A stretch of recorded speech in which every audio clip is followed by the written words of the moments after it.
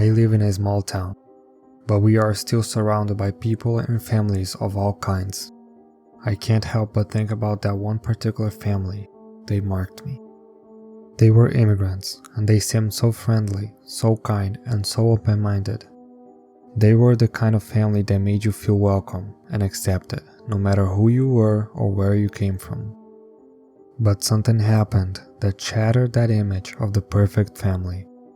At some point, the daughter started dating someone at school. She seemed happy, bubbly, and full of life. I remember seeing her around the complex, always with a smile on her face, always laughing and joking with her friends. But a month later, everything changed. One night, we heard a scream coming from their apartment. It was a blood-curdling scream, the kind that makes your heart race and your skin crawl. We all rushed to see what was happening, and that's when we saw the father dragging his daughter's lifeless body out of the apartment. It was an honor killing, we later found out. The father had killed his daughter because he believed that she had brought shame on the family by dating someone outside of their culture. It was a brutal and senseless act of violence that shook our entire community at the time. But what was even creepier than the act itself was the father's reaction afterward. He kept saying that he had done the right thing, that he had saved his family's honor and preserved their reputation. It was as if he had no remorse, no guilt, no empathy for what he had done.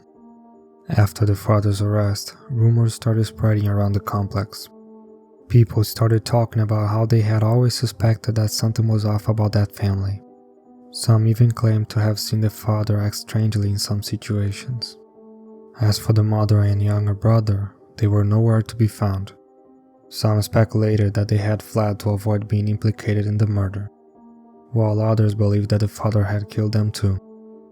Then one day, the mother appeared at the complex front office, looking pretty bad. She told the staff that she had been hiding in a nearby city since the night of the murder, afraid for her life and her son's.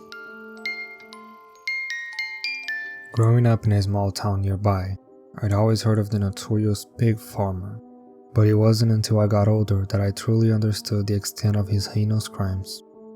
Robert Picton, as he was formerly known, was a pig farmer who lived and worked on a sprawling property just outside of town. To most, he appeared like any other farmer, but in reality, he was a monster hiding in plain sight. Over the course of several years, Picton abducted and murdered dozens of women, most of whom were sex workers and drug addicts. He would lure them into his property with promises of money and drugs, and then brutally kill them.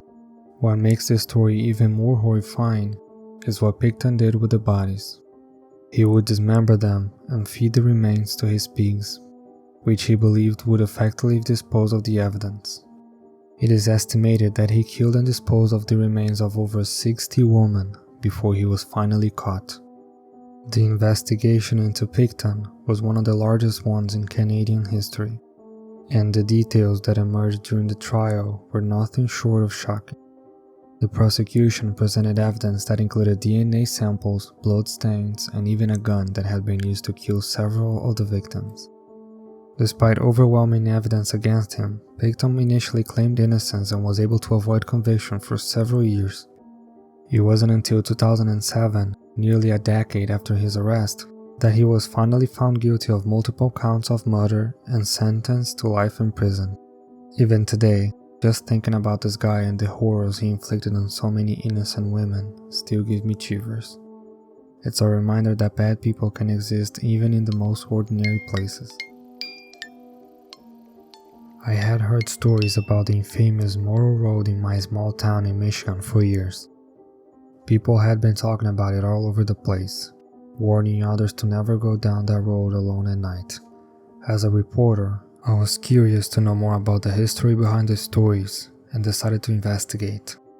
The legend goes that a woman named Mary Jane was murdered on the road back in the 1800s.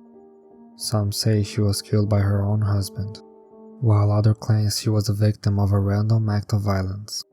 Whatever the case may be, her spirit is said to haunt the road, looking for her killer or seeking revenge on any unsuspecting travelers who cross her path.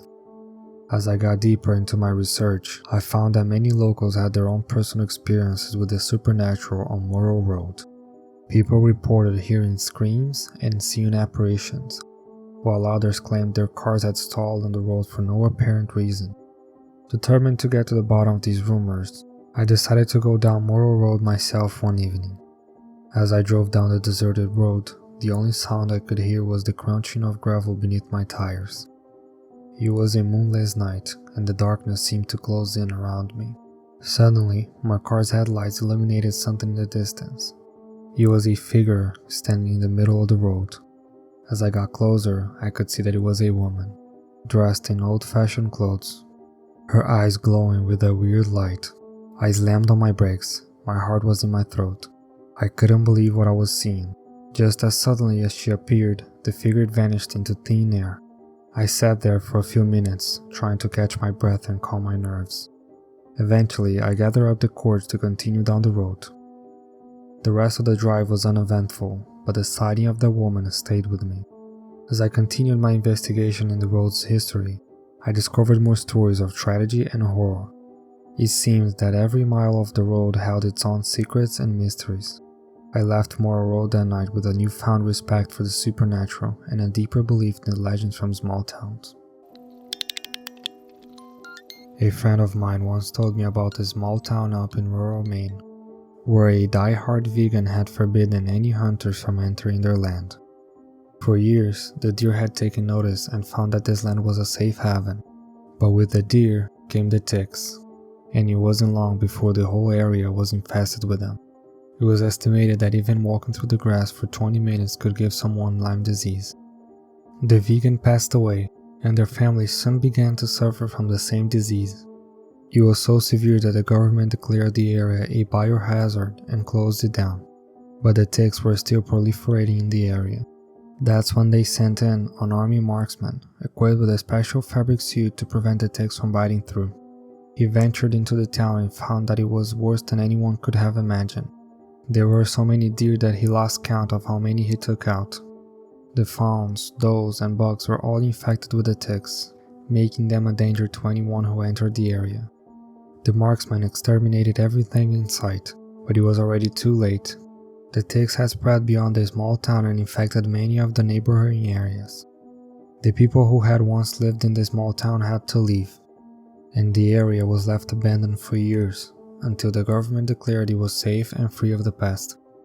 But the scariest part, it was all caused by one person's ignorance and stubbornness. One person's beliefs and actions had put an entire town at risk, and it was something that could have been easily been prevented. I remember the event vividly, even years later. It was my sophomore year, and I had just settled into campus life. That's when the news hit. A freshman had gone missing after attending a frat party. Everyone was in shock and worry. The campus was filled with people scaring every nook and cranny for the poor kid. As the days went by, the worry turned into an unsettling sense of dread. We knew that the longer he was missing, the less likely it was that he would be found alive. The authorities and volunteers searched non-stop, but nothing seemed to turn up. It was crazy because there was no obvious reason why he would disappear. No one had seen anything out of the ordinary. He was last seen walking back to his dorm, and then, nothing. Then, finally, something was found. A maintenance worker was doing some routine checks and stumbled upon the gruesome discovery. There he was, electrocuted in the maintenance area. It was a sickening realization that the freshman had gained access to this area while drunk, and had accidentally fallen into high-voltage equipment. The worst part? The room had already been checked during the initial searches and the previous week, but from the opposite side, so he wasn't visible. It was one of the first areas checked as he was in his dorm building. The thought of him being there, alone, laying for a week before anyone found him, still gives me chills. It was a tragedy that rocked the entire campus.